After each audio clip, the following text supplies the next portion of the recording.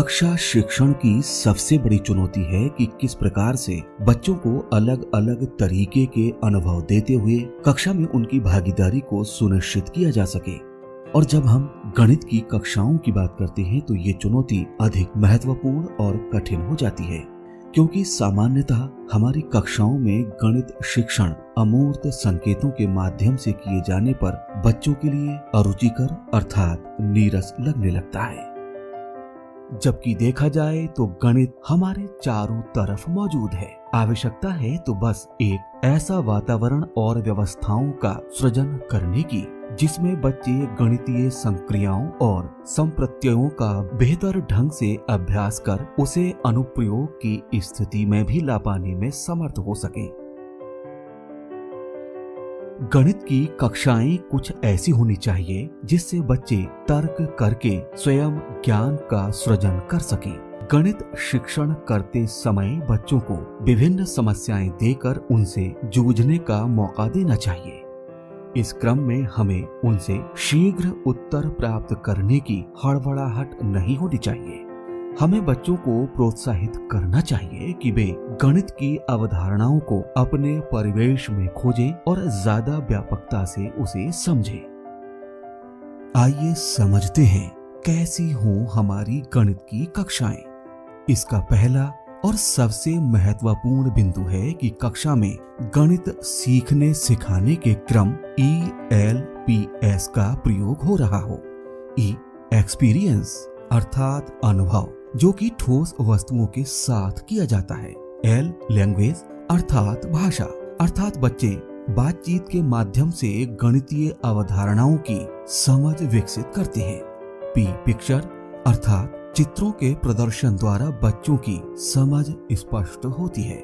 S symbol अर्थात प्रतीक या संकेत, यानी अंतिम चरण में बच्चे संकेतों का प्रयोग सीखते हैं। इसके बारे में अधिक विस्तार से जानने के लिए आप पूर्व में ELPS पर विकसित वीडियो को देखकर अपनी समझ को अधिक मजबूत और स्पष्ट बना सकते हैं। इसका दूसरा महत्वपूर्ण बिंदु है बच्चे छोटे बड़े समूह में कार्य कर रहे हों, अर्थात पूरी कक्षा सक्रिय हो। तीसरा महत्वपूर्ण बिंदु है सीखने सिखाने की प्रक्रिया में परिवेशीय वस्तुओं का प्रयोग हो रहा हो। चौथा बिंदु है बच्चे एक दूसरे से एवं शिक्षक के साथ संवादों पर चर्चा कर निष्कर्ष निकाल रहे हों। पांचवा बिंदु है बच्चे अभ्यास पुस्तिका के साथ शामपट पर भी सवाल हल कर पा रहे हों। और इसका छठा तथा अंतिम बिंदु है बच्चे अपने साथ साथ दूसरे बच्चों के भी कार्यों का आकलन एवं उसमें अपेक्षित सुधार कर पा रहे हों। आइए अब आपको लिए चलते हैं एक कक्षा में। देखते हैं यहाँ शिक्षिका किस प्रकार बच्चों को गणितीय संक्रियाएं सिखा रही हैं। शिक्षिका ने यहाँ सभी बच्चों को जोड़ियों में बैठा रखा है और प्रत्येक जोड़ी को कुछ चीजें दी हैं और उन्हें मिलाकर जोड़ने को कह रही हैं। और ये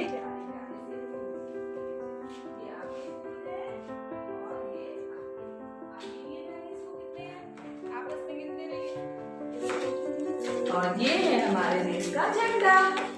ये आपका हो गया और ये आपका, ठीक है। बच्चे आपस में बातचीत के माध्यम से समस्या का समाधान स्वयं खोज रहे हैं।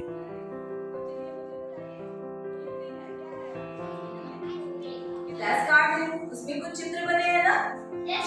तो एक अपने साथी के साथ उस कार्ड को लेके यहाँ आइए। इस कार्ड में क्या बना है? बॉल। कितनी बॉल है? 1 2 3 4। और आपके इसमें कितनी बॉल बनी है बेटा? 1 2। अब इस 4 बॉल को अगर हमें अंकों में लिखना होगा तो कैसे लिखोगे आप? लिख के दिखाओ पूरी कक्षा को। 4। और अगर इनकी 2 बॉल को कैसे लिखोगे? 2। अब अभी आपने देखा ना कि इसको एक साथ गिनिए, टोटल गिनिए एक साथ। 1 2 3 4 5 6।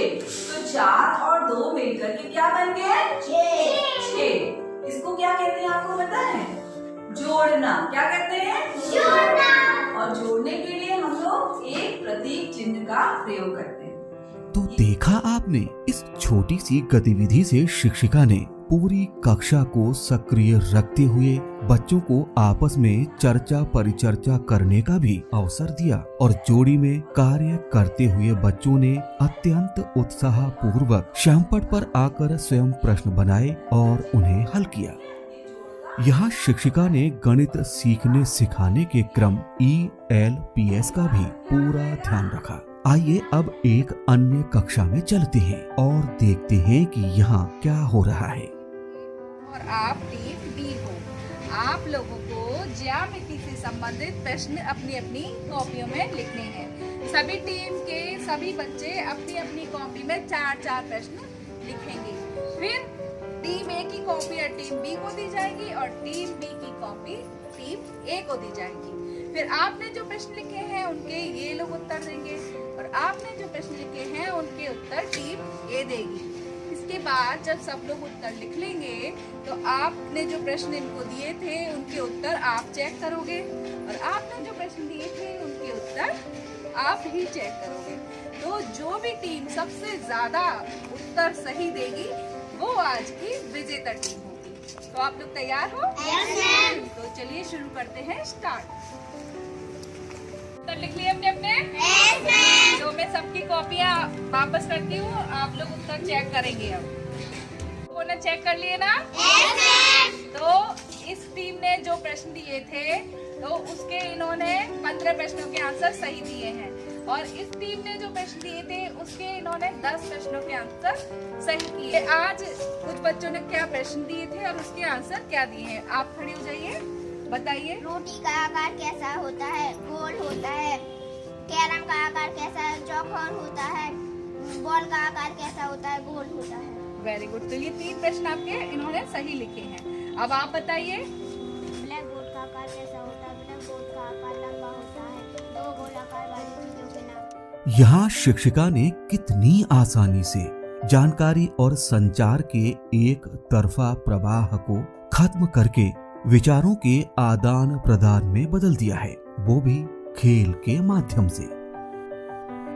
आइए देखते हैं कि इस कक्षा में शिक्षिका बच्चों को ICT के माध्यम से गणित से किस प्रकार परिचित करा रही है। उसको मैं तीलियों के द्वारा आपको समझाऊंगी। 15 में से 17 जोड़ रहे हैं, ये ऊपर 15 है तो 5 इकाई हो गई, तो 5 केवल तीलियां हो गई। 1 दहाई हो गया, तो दहाई का मतलब क्या होता है? 10 होता है, तो यहाँ दहाई की 10 तीलियां। इसी तरह 17 में 7 तीलियां ये और ये 1 दहाई की, तो हमने इसका दहाई का बंडल।